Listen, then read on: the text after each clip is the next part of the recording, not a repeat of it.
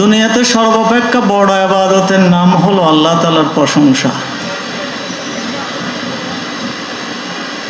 আমরা যারা কৃপণতা অবলম্বন করি, আল্লাহ তাআলার প্রশংসা আমরা করতে পারি না। যে কোনো একটা জিনিস হারিয়ে ফেললে বা পতন হলে আমরা ইন্না লিল্লাহ পড়ি। এমনকি রাসূলুল্লাহ সাল্লাল্লাহু আলাইহি ওয়াসাল্লাম বলেছেন, বাতি নিভে গেলেও তোমরা ইন্না লিল্লাহ পড়ো। কিন্তু দুনিয়া থেকে যদি জালেমের পতন হয়ে যায়, সেখানে আর ইন্না লিল্লাহ নাই, সেখানে আলহামদুলিল্লাহ। এটা আল্লাহ তাআলার কোরআনের ভাষা, ফাকুতিয়া দাবিরুল কওমিল্লাযিনা যালামু ওয়ালহামদুলিল্লাহি রাব্বিল আলামিন। যদি আল্লাহ তাআলা কোনো জালেমের গোড়া কেটে দেন, তখন তোমরা চিৎকার করে পড়ো আলহামদুলিল্লাহ। কারণ এই জালেমকে পৃথিবীতে কেউ তাড়ানোর শক্তি পায়নি। এগুলো ছিল আবরাহার মতো হস্তি বাহিনীর চাইতেও মারাত্মক। এদের দিন এবং রাত সম্পর্কে চেতনা ছিল না। এরা দিনের ভোট রাতে করত, রাতের ভোট দিনে করত। আল্লাহ তাআলা এদের হাত থেকে নিস্তার দিয়েছেন, এমন নিস্তার দিয়েছেন যে আল্লাহ তাআলা বলছেন, কম তারাকু মিন জান্নাতিন ওয়া উয়ুন। কত কিছু ফেলে গেল, এমনকি ফাঙ্গাস মাছ পর্যন্ত খাইতে পারি না। সেই ছিল মাত্র 45 মিনিট সময়। আল্লাহ বলছেন, আমা কানু মুনজিরিন, 1 মিনিটও সময় দেওয়া হলো না। এই জন্য আল্লাহ তাআলা বড় কিছু করেন না, এই ছাত্রদেরকে আবাবিল বানিয়েই এই মত্ত হস্তিকে আল্লাহ তাআলা ধ্বংস করেছেন। আজকের পৃথিবীতে আল্লাহর প্রশংসা করতে দেয় না। এই 15 বছরে একটা বইয়ের মধ্যে আল্লাহ শব্দ লিখতে দেওয়া হয় নাই। যে আল্লাহ সমস্ত কিছু দিলেন, সেই আল্লাহকে বাদ দিয়ে দেওয়া হয়েছে। আজকে জগৎকে তোলার জন্য সবচেয়ে বড় জিনিসের নাম হচ্ছে এলম। আর সবচেয়ে গত 17 বছর হয়ে এলমওয়ালা কোনো মানুষকে ডুবতে দেওয়া হয় নাই, বরং লাঠিওয়ালা যাদের মগজ ছিল বাজুদের, তাদেরকে বিভিন্ন দায়িত্ব দেওয়া হয়েছে। আমি এসেছি শুধু আল্লাহ তাআলার প্রশংসা করতে। আপনারা আল্লাহ তাআলা কেমন করে যে দিন রাতকে দিনকে এভাবে ফিরিয়ে দেন, কেউ কল্পনাও করতে পারে নাই। সবাই হতাশার মধ্যে ছিলেন। এই হতাশার মধ্যে ওয়ায়ানসুরু রাহমাতাহু, আল্লাহ তাআলা তার রহমতকে ছড়িয়ে দিলেন। আর সব মানুষগুলো দেখা গেল 5 তারিখ একরকম, 6 তারিখ আরেক রকম। আর দুনিয়ার ইতিহাস আমি শুনি নাই 31শে জুলাই। কিভাবে বুঝে আল্লাহ তাআলা দয়া করছে, কিভাবে দয়া করছে? এগুলো কোনো মানুষের হাত ছিল না, আমার মনিবেই এই সমস্ত জিনিস করেছেন। আলহামদুলিল্লাহ। আজকের এই মাহফিল ছাত্র শিবির আয়োজন করেছে।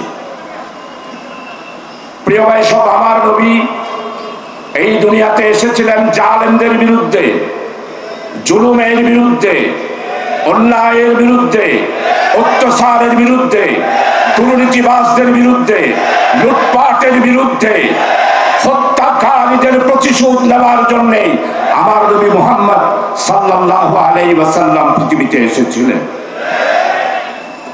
আমার নবীর জীবন থেকে কোনো অংশ বাদ দেওয়া যায় না। আজকে যারা আমার নবী থেকে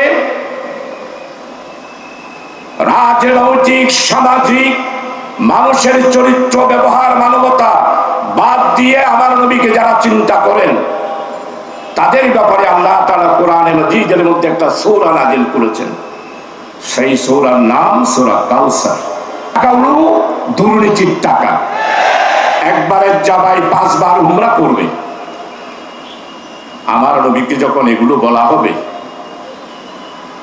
আমার নবী ডাক দিয়া বলবে, সহকান সহকান সহকান, দূর হয়ে যা, দূর হয়ে যা। এরা কারা বুঝতে পেরেছেন তো?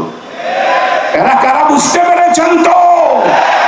দুর্নীতির টাকা দিয়ে যারা উমরা হজ করে, আমার দেশের গরিব মানুষের টাকা, ব্যাংকের টাকা লুটপাট করে নিজের স্ত্রীকেও নিয়ে যায়।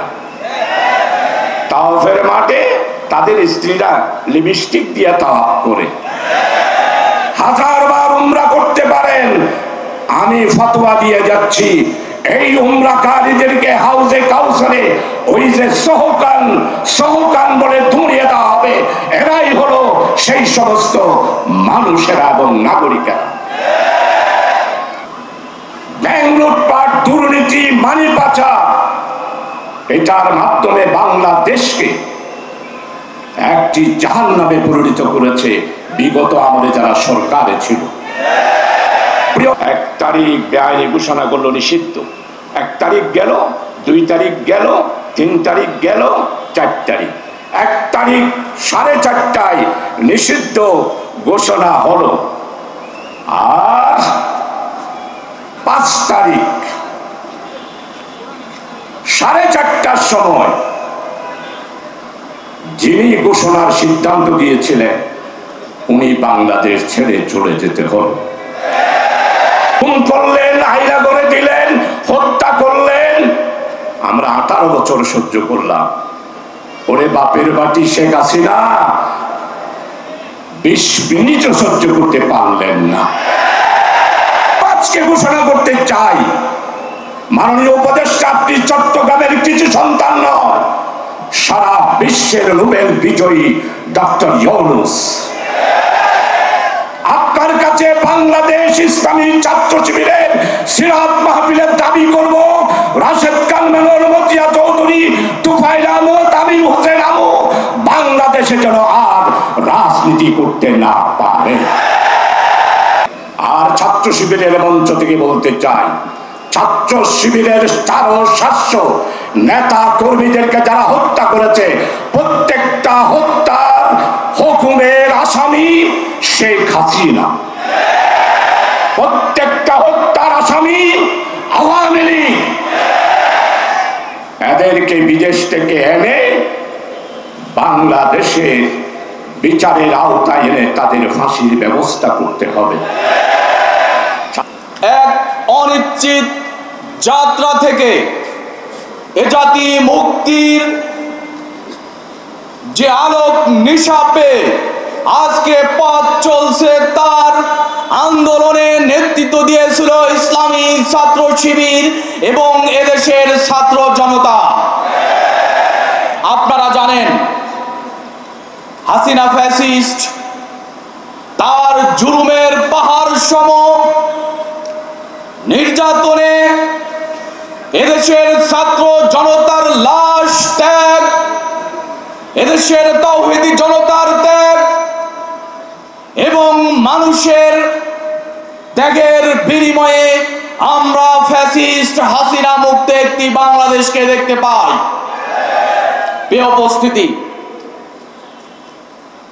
তারা আমাদেরকে জুলুম করেছে, তারা ছিল জালেম। কোরআনের বক্তব্য অনুযায়ী আমরা যদি দেখি পৃথিবীর বিভিন্ন সময়ে সময়ে, তাহলে জালেমদের পরিণতি এমনই হয়। এটা ইতিহাস বলে। কি ইতিহাস? জালেমদের জন্য আল্লাহ দুনিয়াটাকে সংকীর্ণ করে দেয়, যার প্রমাণ হলো হাসিনা নিজেই। উপস্থিতি, তারা আমাদের আন্দোলনের এই স্পিডটাকে, তারা আমাদেরকে নিষিদ্ধ করতে এসেছিল। তারা আজকে তাদের পরিণতি কি? তাদেরকে নিষিদ্ধ করা হয়নি, কিন্তু তাদের পরিণতি এটাই, তারা এই জাতির বিরুদ্ধে অবস্থান নিয়ে নিজেরাই নিষিদ্ধ হয়ে গেছে। তারা আজকে মব জাস্টিসের কথা বলা হচ্ছে, আজকে বিচার বহির্ভূত হত্যার কথা আমরা শুনতে পাচ্ছি। অথচ এদেশে ইসলাম নিয়ে যারা কথা বলে, আমরা দেখেছি স্পষ্ট জামাত ইসলামীর আমির মাওলানা মতিউর রহমান নিজামী, ইসলামী ছাত্র শিবিরের প্রথম কেন্দ্র সভাপতি মীর কাসেম ভাই সহ অনেককে, এদেশের মানুষকে বিচারিক কায়দায় অবৈধভাবে বিচারিক কিলিং এর মাধ্যমে তারা হত্যা করে তারা প্রমাণ করেছে এদেশে তারাই প্রথম বিচার বহির্ভূত হত্যার যাত্রা শুরু করেছে। আমরা দেখেছি রাজপথে ইসলামী ছাত্র শিবিরের জনশক্তিকে গুলির অর্ডার দিয়েছিল এই হাসিনা এবং তার ফ্যাসিস্ট রিজিম। আজকে আমরা শুনতে পাচ্ছি রাষ্ট্র সংস্কার হবে। রাষ্ট্র যদি সংস্কার হয়, সেই রাষ্ট্রে যদি আল্লাহর রসুলকে অনুসরণ না করা হয়, তাহলে আমি স্পষ্ট করে এই লাল দিঘির ময়দানে দাঁড়িয়ে স্পষ্ট করে বলতে পারি সেই সংস্কার হবে ব্যর্থ, সেই সংস্কার হবে অকার্যকর সংস্কার। কাজেই আমাদের দাবি থাকবে, আজকে যারা রাষ্ট্র সংস্কার করতে চায়, রাষ্ট্র সংস্কারের প্রথম শর্ত হলো ইনসাফ প্রতিষ্ঠা করতে হবে। ইনসাফ ইনসাফ ইনসাফ লাগবে। প্রশাসনে আছে এখন যারা এখন সরকার চালায়, আমরা তাদের কাছে দাবি জানাই, এদেশে যাদেরকে গুম করা হয়েছে, যাদেরকে বিচার বহির্ভূতভাবে হত্যা করা হয়েছে, এর সঠিক তথ্য প্রকাশ করা হোক, এটা আমরা চাই।